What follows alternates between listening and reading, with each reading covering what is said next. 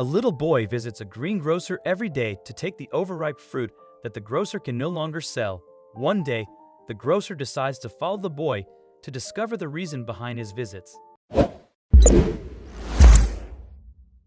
A dollar doesn't go far. We all understand that. While times are tough for everyone, they are especially hard on the very poor. The less you have, the quicker your money runs out. And as we know, a dollar just doesn't stretch. This is why Mr. Lewis kept a box at the front of his fruit and vegetable store filled with produce that was slightly overripe and unsellable. The neediest people in the neighborhood were aware that it was available for them to take. Most of those who visited what Mr. Lewis considered his charity box were elderly residents or frail women struggling to feed their many children. Then one day, a little boy walked by. He saw an old woman take a handful of tomatoes and some oranges, and she didn't pay. She thanked Mr. Lewis and walked on. Those who live in abundance shouldn't forget those who live in need. The boy asked, "Aren't you mad?" Mr. Lewis smiled. "Why would I be mad?" "You're mad when the boys try to steal the apples," the boy said. "That's true," Mr. Lewis agreed, "but this is different. This fruit needs to be eaten right away so it doesn't go off, so I let people who can't afford to buy take it." "Oh," the boy gasped, "can I have some too?" "Of course, son," Mr. Lewis said gently. "What's your name?" "I'm Peter," the boy said. "Peter Dean." "Peter," Mr. Lewis said. "Wait a minute."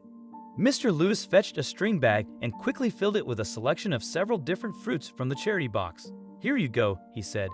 "Enjoy and come back anytime you need more." Peter thanked Mr. Lewis and ran off with the fruit. The next day, he was back and he had his own bag. He politely asked Mr. Lewis if he could take some fruit, then off he ran with his treasure. Peter became a daily visitor at Mr. Lewis's shop.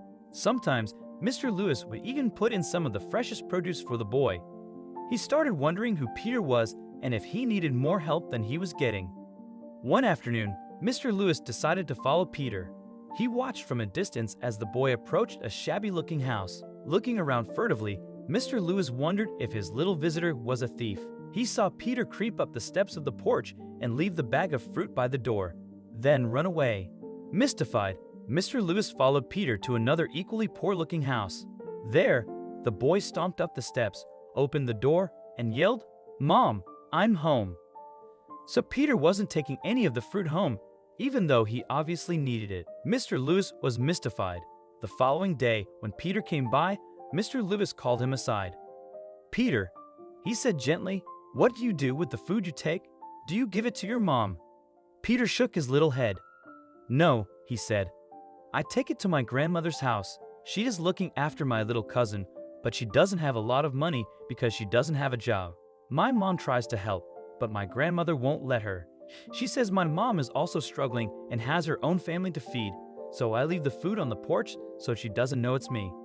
Mr. Lewis looked down at Peter with tears in his eyes. "Peter," he asked, "don't you ever take anything for yourself?" Peter hung his head.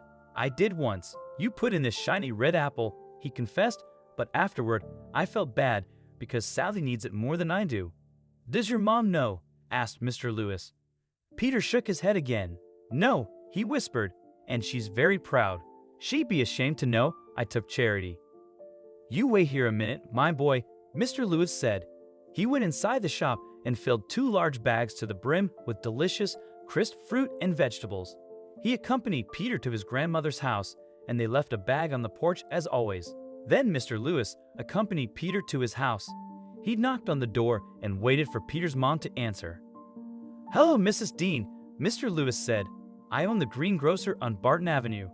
Peter has been helping me after school, and he won't take any money, so I decided to pay him in goods." Mr. Lewis put the heavy bag into Mrs. Dean's arms. Mrs. Dean was stunned. "Peter didn't tell me," she cried. "Why?" asked Mrs. Dean.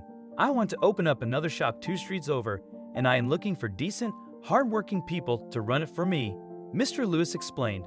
"Would you be interested?" "Yes," gasped Mrs. Dean. "I would. I always have 2 employees," Mr. Lewis explained. "Can you recommend anyone?" "My mother," cried Mrs. Dean. "She's hardworking, and she needs the job.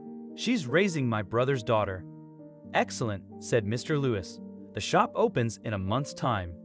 Mr. Lewis kept his promise. The new shop opened, and both Peter's mother and grandmother began working there. He offered them fair salaries, and the two women proved to be outstanding employees. They continued Mr. Lewis's tradition of placing a charity box at the front of the store.